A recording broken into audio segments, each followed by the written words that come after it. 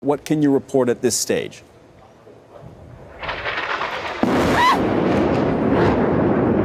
All right.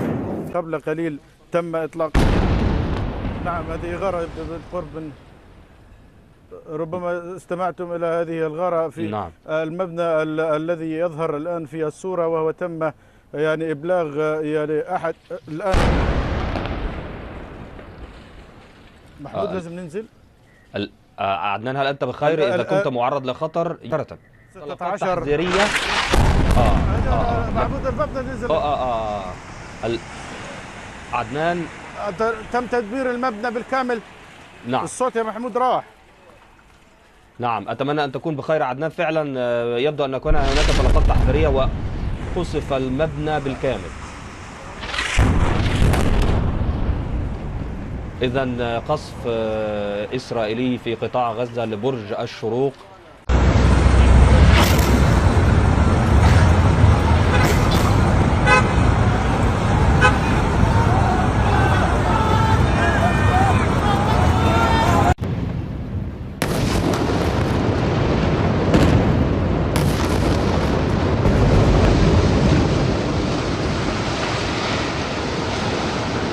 In the first 89 days after the 7th of October, Israel dropped 45,000 bombs on Gaza, weighing more than 65,000 tons. That's 505 bombs a day. Israel has been dropping 2,000-pound bombs on densely populated civilian areas in Gaza that leave behind craters over 40 feet wide. These are 4 times heavier than the largest bombs the United States dropped on the Islamic State in Mosul, Iraq. If the US placed an immediate weapons embargo on Israel, like they did in South Africa, would Israel have the capacity to keep bombing Gaza indiscriminately?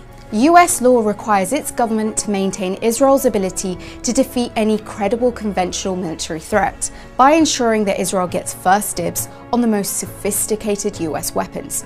Without it, Israel's military edge in the region is threatened. 80% of Israel's weapon imports come from the US. Comparatively, Saudi Arabia is 62% and the UAE is 57%. Currently, Israel has one of the most powerful militaries in the world, with 169,500 active personnel and 465,000 reserves, more than 600 aircraft and 2,200 tanks. The relationship between the US and Israel has helped bolster Israel's military, and under US law, the United States ensures that Israel's military is the best in the Middle East. This commitment to Israel's qualitative military edge forms a central pillar of Israel's security strategy. Israel's army is strengthened by $3.8 billion in annual US military aid through the Foreign Military Financing Program. Israel must use this money to purchase US military equipment and purchases. A cut to this budget would put Israel in immediate danger. In addition to that, since the 7th of October, President Joe Biden has shown bipartisan support for Israel and signed a bill that includes $17 billion in military aid, over 4 times its annual aid budget. Israel kills Palestinian men, women and children, and then they look around the world and they don't see a single sanction to stop. They are emboldened and they keep pushing. I mean, this motion is a joke. It is a joke. As part of a peace process. What peace process? Israel is carrying out a genocide. Israel is carrying out a genocide in Gaza. It's not a peace process. Why is it that 146 countries could find it within their hearts to recognise Palestine right now? Why is it that the Australian government refuses? And how is it that when a Labor senator, Senator Payman, who had the principles and the courage to cross the floor to vote with the Greens to immediately recognise Palestine, why is it that Senator Payman faced more sanctions than Labor has dished out against Israel? What do you all do? What does this Labor government do? They can recognise Israel, but they can't immediately recognise Palestine. You can't end Tuwain's arms trade. You can't cancel the Elbit Systems contract. You can't sanction Israel. And you should all be deeply, deeply ashamed. I know war. What's going on in Palestine right now is not a war. It's not. It is the dehumanization. It's the genocide. It's the ethnic cleansing of a specific people to take their land. This is not war. These are people that are defending themselves.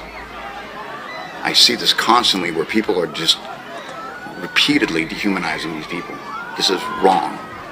And there's nothing more American than speaking out against what's wrong. I can't tell you how many times I've seen horrible things, and this takes it to an entirely new level. The U.S. taxpayer is paying for this, which makes it even more frustrating. I'm paying for this. I am seeing what's happening to this. Whatever you can do, anything, this needs to stop.